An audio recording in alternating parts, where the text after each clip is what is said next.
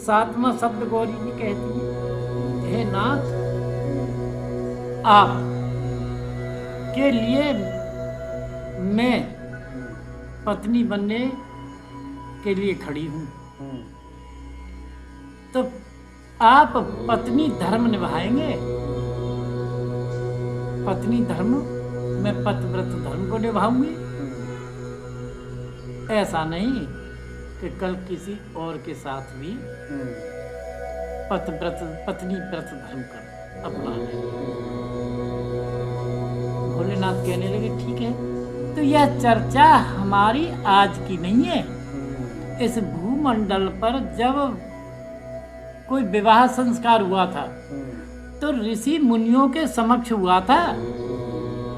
तो ऋषि मुनियों ने जो वाक्य कहे वो अटल हैं।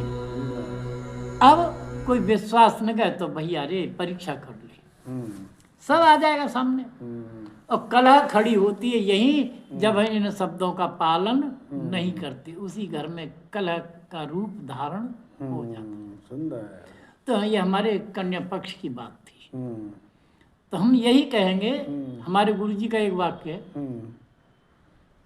दोनों के ओर इशारा करते हुए कह रहे, समझा रहे हैं। गोस्वामी तुलसीदास जी ने भी कहा है, वो भी वाक्य में बताऊंगा। पहले तो गुरुजी वाली बात आई, एक ने कही, दोनों के बीच की बात है, पति पत्नी के, दूसरे ने मानी तो दोनों ज्ञानी। बहुत सुंदर। एक ने कही और दूसरे ने ना मानी, वही खींचाता नहीं। ये दोनों के लिए कहा, एक को नहीं। तो ये तो बात ये रही।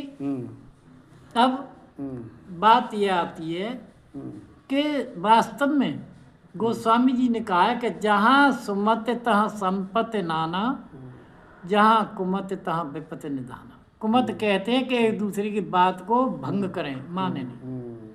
सुमित उसको कहते हैं पति पत्नी एक ही मत के हों, चाहे वो जो कुछ है, मत एक होना चाहिए। तो इस गृहस्थ में कभी भी आदमी अगर इन सातों वाक्यों को धारण कर ले तो वहाँ कुमत का नाम कभी है ही नहीं। बहुत सुंदर। ये हमारे गृहस्थ जीवन के सुखी बनाने के लिए सिद्धांत हमारे स्वयं भोलेनाथ और उनकी अर्धांगिनी प्रिया ने बनाया है। बहुत सुंदर। पालन करें, देखें कहाँ तक सत्य, कहाँ तक। बहुत सुंदर।